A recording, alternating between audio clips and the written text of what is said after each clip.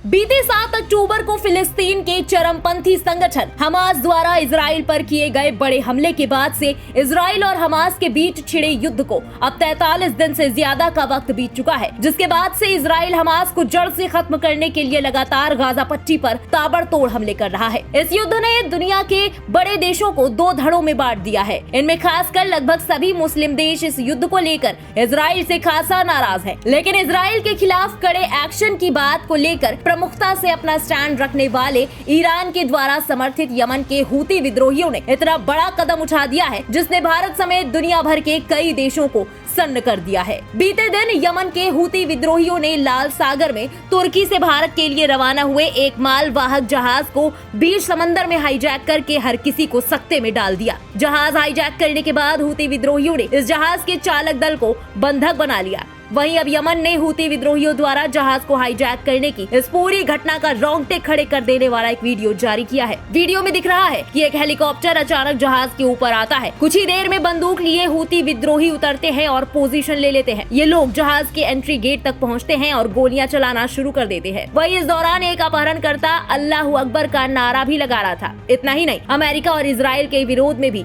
नारेबाजी की गई। हूती का कहना है कि उसने इजराइल से संबंध के कारण गैलेक्सी लीडर नाम के जहाज का अपहरण किया और चालक दल के सदस्यों को बंधक बनाया। हूती प्रवक्ता याह्या सारी ने एक बयान में कहा कि हमारे लड़ाकों ने लाल सागर में एक सैन्य अभियान चलाया और इजरायली जहाज को जब्त कर लिया। उसे यमनी तट पर ले जाया गया है। जहाज के चालक दल के साथ इस्लामिक नियमों और मूल्यों के अनुसार व्यवहार किया जा रहा है।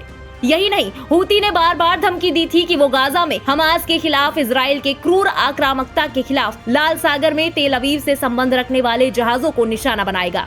हालांकि इजराइल ने हूती के दावों को सिरे से नकार दिया। इजराइल ने इस घटना के लिए ईरान को दोषी ठहराया और कहा कि हाईजैक किए गए जहाज का इजराइल से कोई संबंध नहीं है। इजराइल रक्षा बल ने एक बयान में गैलेक्सी लीडर के अपहरण की निंदा की। वहीं इजराइल के प्रधानमंत्री और डिफेंस फोर्स ने इस जहाज को लेकर कहा है कि इसका इजराइल से कोई संबंध नहीं है और न ही कोई इजरायली नागरिक इस जहाज पर शामिल है। इसे आतंकवादी घटना करार देते हुए इजराइल के पीएम ने इस घटना को अंतर्राष्ट्रीय समुद्री सुरक्षा के लिए परिणाम के साथ आतंकवाद का ईरानी कृत्य बताया है। बता दें कि तेहरान के सहयोगी हूती विद्रोही फिलिस्तीन के समर्थन में इजराइल पर लंबी दूरी की मिसाइल और ड्रोन हमले कर रहे हैं। इजराइल पर दबाव बनाने के लिए गैलेक्सी लीडर को इजराइल का समझकर हूतियों ने इसे अगवा किया है। जानकारी के मुताबिक गैलेक्सी लीडर जहाज पर बहामा का झंडा लगा था। वही जहाज को एक जापानी कंपनी चलाती है। क्रू मेंबर में लगभग 5 से ज्यादा देशों के लोग थे, लेकिन इनमें कोई भी इजरायली नहीं था। जहाँ यह हाईजैक हुआ वहाँ हर महीने गुजरने वाले 1500 जहाजों में से कई ऐसे हो सकते हैं जो इजराइल से जुड़े हों। इस कारण हूतियों के द्वारा किए गए अपहरण से चिंता